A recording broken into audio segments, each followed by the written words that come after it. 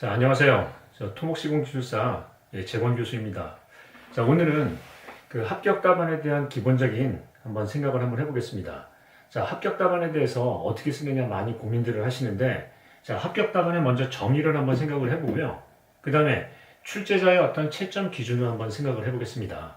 자, 첫 번째, 자, 합격 답안의 정의가 무엇일까요? 합격 답안은 무엇이다? 여기 뭐라고 써있죠? 네, 정답이 없다예요. 자, 공학적인 측면에서 어떤 정답이 있을 수 있나요? 정답은 없습니다. 그러면 합격 답안이란 무엇인가? 무엇이에요? 자, 100점 환산 점수에 60점을 맞을 수 있는 점수다. 그 답안이 바로 이제 합격 답안이다라고 하는 겁니다. 자, 그러면 한번 보겠습니다. 60점이라는 점수가 굉장히 좋은 점수인가요? 안 좋은 점수입니다. 60점이라는 건 저번에도 얘기했다시피 이게 합격 점수이긴 하지만 대단한 점수가 아니죠. 90점은 넘어야죠. 그런데 60점의 어떤 합격에 대한 기준을 가지고 60점만 넘으면 되는 점수가 합격 점수이기 때문에 이게 정답이 있는 것도 아니고요. 그리고 여러 가지 이제 점수에 대해서 대단한 수준을 요구하는 것도 아니다. 라고 알 수 있겠습니다. 자, 그러면, 자, 여기 이제 채점 기준에 대한 부분을 먼저 얘기를 할 건데요. 그 전에 한번 보겠습니다. 여러분께서는 공부를 하실 때 정말 잘못된 부분이 하나 있어요. 자, 이렇게 공부를 하시죠. 시험 문제 뭐가 나올 건가? 그 내용을 찍고요. 그 찍은 것을 모범답안을 찾아서 암기를 하십니다. 자, 모범답안이라는 걸 한번 생각해 보겠습니다. 기합격자가 쓴 답안 또는 기존의 합격자가 쓴 답안이 인터넷에 돌아다니기도 하고요. 어떤 이제 그 이론서나 이런 부분에 내용이 나와 있는 부분도 있습니다. 자, 그러면 그 답안으로 합격할 수 있나요? 없습니다. 왜 그럴까요? 정답은 없기 때문이에요. 또 우리가 답안을 쓸 때 이런 메커니즘을 한번 알아야 되겠습니다.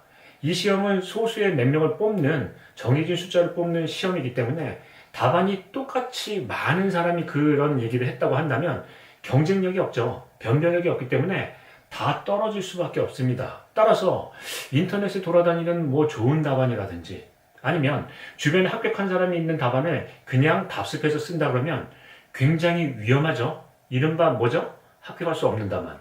그런 답안이 점수가 59점, 58점이 되겠습니다. 그러면 제가 이 채점 기준을 간단하게 얘기를 한 다음에 답안에 대해서 두 가지를 한번 비교를 해보겠습니다. 기존에 좋은 답안이라고 돌아다니는 답안의 유형과 제가 하나 답안을 한번 예시를 해보겠습니다. 그러면 여러분께서 보시면서 어떤 답안이 더 경쟁력이 있는지 한번 생각해 볼 일이죠. 자, 그러면 채점 기준에 대해서 한번 생각을 먼저 해보겠습니다.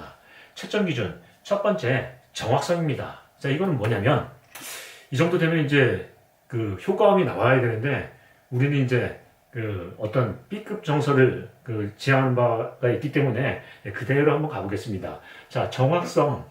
정확성은 어떤 부분이냐면, 물어본 것을 구체적으로 서술할 수 있느냐 하는 겁니다. 구체적으로. 자, 구체적으로 쓰느냐. 즉, 물어본 것을 정확하게 쓰고 상세하게 쓰면 점수가 나가겠죠, 당연히. 이거는 책에 있어요. 책에 원인 및 대책이다, 원인은 뭐다, 대책은 뭐다, 이런 부분이 있어요. 자, 그럼 그런 부분을 쓰면은 기본 점수가 나간다. 40점에서 50점, 50점은 나올 겁니다. 최소한. 자, 그 다음에 논리력. 이 시험은 단답형 시험이 아니고 논술형 시험이기 때문에 어떤 서론, 본론, 결론, 어떤 문제를 발췌하고 원인을 얘기하고요. 원인으로부터 대책을 추론하는 그런 논리의 구성력을 봅니다. 따라서 논술 시험이라는 걸 채택하고 있는 것은 논리적인 어떤 정연성, 즉 앞에하고 뒤가 연결이 되는 논리적인 어떤 그런 능력을 보는 거죠. 그래서 논리적으로 써야 됩니다. 논술이 논리적인 비약이나 갑자기 강화가 되면 안 되고요. 연결고리가 있어야 되겠죠. 자, 그 다음에 마지막 세 번째는 경험합니다. 얘는 뭐냐면 암기에 의해서 쓰지 않고 뭐 한다? 현장에 경험에 의해서 내용을 쓰는 것을 요구를 합니다. 그럼 현장 얘기를 쓰시는 거네요. 자, 계속 한번 가보겠습니다. 실효성. 이건 뭐냐면 현장에서 적용 가능한 어떤 실효성 이런 부분을 봅니다. 즉 현장에 대한 부분의 경험을 쓰지만 과연 이게 보편타당하게 쓸 수 있느냐 이런 부분을 보는 거죠. 자, 그럼 그런 부분을 쓰고요. 맨 마지막에 창의성. 창의성은 뭘 얘기하는 거예요? 전문가로서의 의견을 제시한다 하는 겁니다. 자, 그러면 이 기준으로 하네요. 자, 기본적으로 논리적인 구성을 맞춰서 물어본 내용을 책에 있는 내용을 그대로 쓰시면 몇 점이요? 55점에서 58점, 59점. 그러면 점수가 이렇게 점수를 맞으면요. 채점자 어떤 채점자도 큰 문제가 없고요.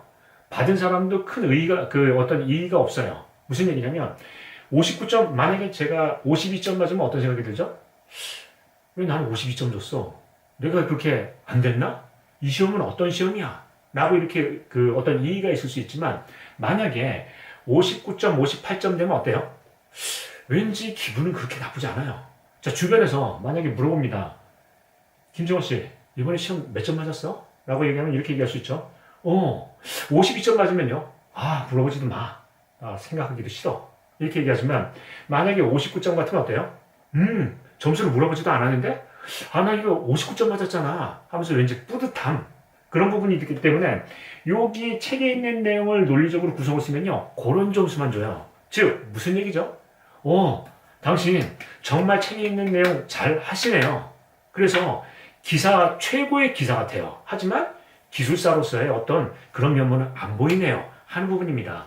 자, 그러면 기술사다운 얘기란 무엇인가? 즉, 전문가다운 얘기란 무엇인가 하면 뭐예요? 현장을 바탕으로 해서 실현 가능한 얘기 또는 의견 제시가 있어야 돼요. 이게 바로 59점에서 58점을 넘는 어떤 핵심이 되겠습니다. 천기누설이네요. 요거만 알아도 붙는다. 자, 그러면 내용을 이렇게 들어보니까 무슨 내용인지 감은 오는 것 같은데 잘은 모르겠습니다. 그러면 한번 문제를 가지고 풀어볼까요? 즉, 현장에 대해서 문제는 어떻게 해요? 물어본 걸 정확하게 쓰고, 그리고 현장에 근거로 하는 확실한 어떤 구체적인 실현 가능한 대안을 제시하고, 그런 다음에요, 기술사적인 어떤 전문가적인 의견 제시까지 나오면은 점수가 높을 수 있다. 이렇게 채점에 대한 어떤 기준이 있습니다. 자, 그러면 얘를 기준을 보고 하나의 어떤 예시를 한번 들어보겠습니다. 자, 우리가 이제 시험 문제 되게 많이들 닥치는 시험을 한번 볼까요? 자, 도심지에 근접한. 즉, 우리가 이제 도심지에 근접한다고 한다면은 구조물에 인접한. 도심지에 얘기하면 도심지에 근접해서 우리가 어떤 가시설, 흙막이 공사를 하려고 한다. 자, 흙막이 공사, 시공시.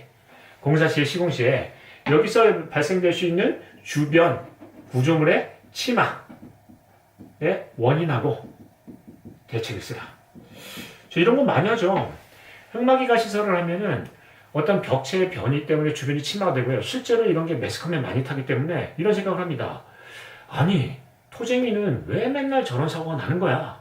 근데 우리가 또 우리 입장에서 따져보면은, 아니, 우리가 그렇게 기술력이 전근대적이고 낙후되지가 않았는데 이런 전근대적인 문제가 왜 나느냐 하는 근본적인 얘기도 한번 생각해 볼 필요가 있고요. 자, 아무튼 문제가 이렇게 났습니다. 자, 그러면 흙막이 공사에서 그 문제점과 원인 대책을 쓰라고 하면, 자, 첫 번째, 우리가 돌아다니는 인터넷상에 돌아다니는 모험 답안의 가장 많은 유형을 한번 볼까요? 이런 답안 안 좋다라는 거죠. 자, 서론 1페이지, 본론 2페이지, 결론 3페이지 이렇게 이제 쓴다고 합니다. 자, 1페이지는 뭐 쓰시냐면요. 이렇게 씁니다. 도심지 흙막이 공사에서의 조사사항, 고려사항. 조사사항은 예비조사, 현장답사, 본조사. 현장에 가서 조사를 하라는 얘기고요. 그 다음에 고려사항은 지시구안, 집안조건, 시공조건, 구조조건, 환경조건에 대해서 고려를 해야 된다 하고요. 그 다음에 2페이지는 이렇게 씁니다. 문제점, 원인, 대책. 즉, 문제점에서부터 원인을 찾고요. 원인으로부터 대책을 찾는다. 자, 그러면 우리가 이제 책에 있는 내용을 한번 보시면, 주변 침하의 원인은 여러 가지 원인이 있습니다. 예를 들어서 흙막에 굴착을 하면은 굴착할 때 진동 때문에 집안이 이완되는 거. 또 흙막이를 굴착한 다음에 되메우기, 뒤에 이제 어떤 그런 우리가 이제 천공을 한 다음에 되메우기나 뒤체험에 대해서 굴착을 한 다음에 배면에 토리벽을 끼우고 배면 토리를 안 넣어서 어떤 그런 다진 불층분 때문에 이완이 생긴다든가 이런 부분이 있지만, 가장 큰 원인을 찾으려면 두 가지가 있습니다. 무엇이 있나요? 뭐죠? 벽체 변형에 의한 침하, 지하수 저하에 의한 침하. 이게 침하량이 가장 크다고 보고가 되고 있습니다. 따라서 벽체 변형에 대한 원인하고 지하수의 저하에 대한 원인을 얘기를 한 다음에 그쪽에 대한 대책으로 집중적으로 쓰시면 될 거예요. 그런데 보통 우리가 책에 나온 건 어떻게 돼 있다? 원인은 자연적인이죠. 또는 내적, 외적, 설계 시공에 대한 오류에 대한 원인이 있고요. 대책은 흙막이 자체의 보강에 대한 부분이 대책이 있고 주변에 대한 구조물에 대한 보강의 대책이 있다. 이렇게도 할 수 있고요. 다른 부분으로도 접근할 수 있겠습니다. 자, 그러면 어떻게 쓰느냐? 모범 답안은 이렇게 돌아다니더라고요. 절대 인터넷에 있는 자료를 믿지 마세요. 아니 지도 인터넷에서 이런 얘기를 하는데 예 잘못됐다고 가르쳐 드리는 거예요. 자 그러면 한번 보겠습니다. 저희 이제 모범 답안에 대해서는 조사사항 고려사항을 이번에 쓰고요. 개요 조사사항 고려사항 쓰고요. 근데 뭐 문제점에 대해서는 직접적 간접적 이런 얘기를 쓰고요. 대책은 원인은 자연적 인위적 원인, 대책은 어떤 내부 공황 외부 공황 아니면 기술적 아니면 뭐 법제도 대책을 얘기를 꺼낼 수도 있겠습니다. 그리고 3페이지 뭐 쓰냐면요. 대부분 다 계측 써요. 아니면 사례 쓰든가 똘똘하지도 않은 사례. 자 그럼 한번 보겠습니다. 저는 이렇게 안 써요. 이 내용이 1페이지의 내용과 2페이지 내용과 3페이지 내용이 얘가 연결고리가 있는 논리력이 있나요? 아 정확성은 있다고 치겠습니다. 논리력이 있나요? 연결고리가 없네요. 자 그럼 한번 보겠습니다. 저라면 한번 이런 여기서 이제 제가 먼저 얘기해 드릴 것은 제 말이 정답이 분명히 아니죠. 왜요? 기술서에는 정답이 없다. 분명히 얘기했습니다. 그러니까 이렇게 쓰시면은 안 되고요. 다른 좋은 방법을 생각하는 게 기술사. 이걸 따라하면요. 기사입니다. 자, 그러면 이제 내용을 한번 보시겠습니다. 1페이지는 어떤 얘기를 해요?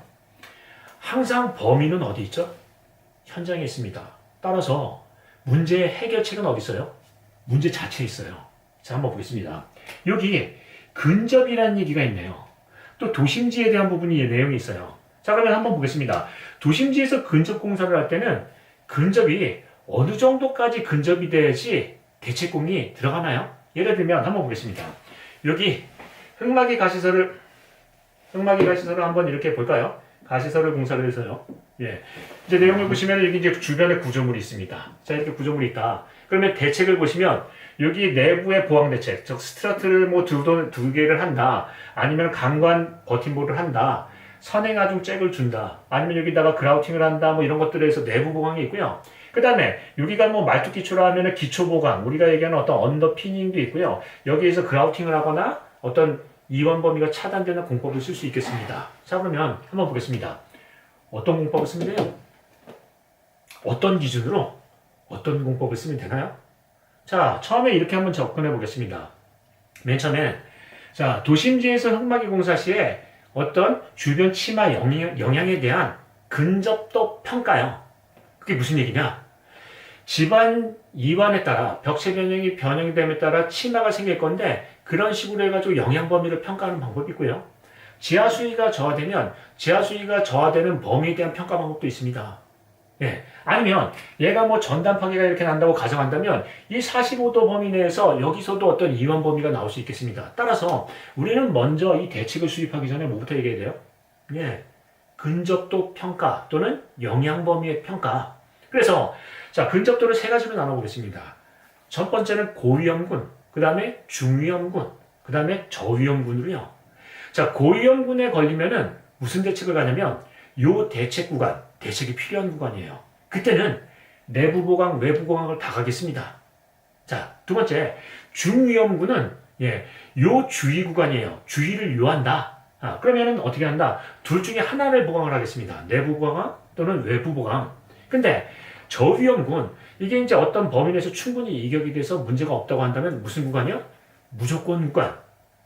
갑자기 노래가 생각이 나네요. 무조건이야. 근데 조건이 없는 무조건 구간이에요. 그런 데는 계측으로만 본다 하는 겁니다. 그러면 첫 번째 우리가 이제 답안을 쓸 때는 맨 처음에 근접이라고 하면은 근접도 평가 또는 도심지 구착 시의 영향 범위의 평가를 쓰고요.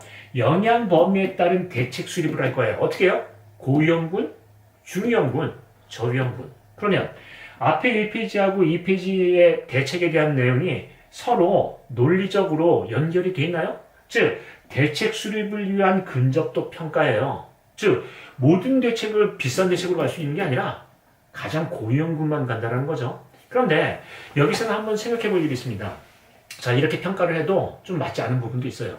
예를 들면 이거는 흑마기 내부에 대한 부분이고요. 만약에 자 주변 구조물이 만약에 같은 저위험군이라도 대책이 필요 없는 군이라도 만약에 이거를 정밀안전 진단을 해봤더니 A등급이 나왔어요. 굉장히 쌩쌩한 등급이다.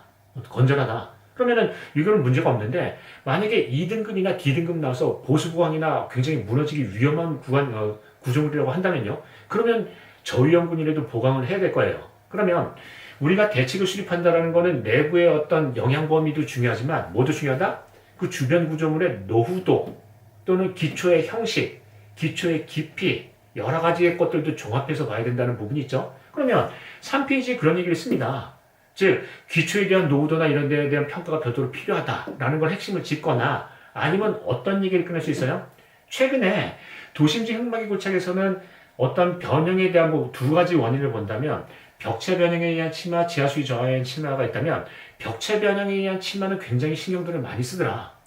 강간 버팀 또는 더블 버팀 이런 부분에서 많이 하는데 개수식 어떤 그런 그 공법을 쓰다 보니까 지하수위의 저하가 일어나고요. 급기야는 못 일어난다? 집안 함몰.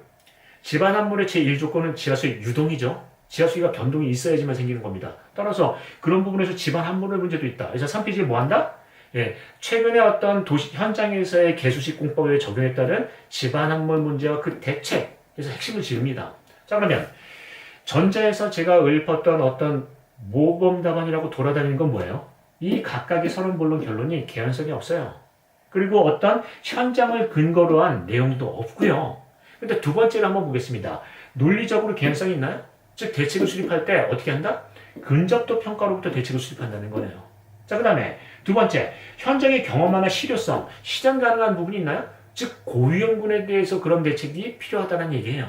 자, 그 다음에 마지막에 의견 제시가 있나요? 집안 함몰에 대한 어떤 핵심을 짚는 의견, 이런 얘기도 있을 수 있습니다. 그러면 제가 얘기하는 것은 어떤 얘기를 하냐면 합격 답안은 지금 얘기한 것도 정답은 아니에요.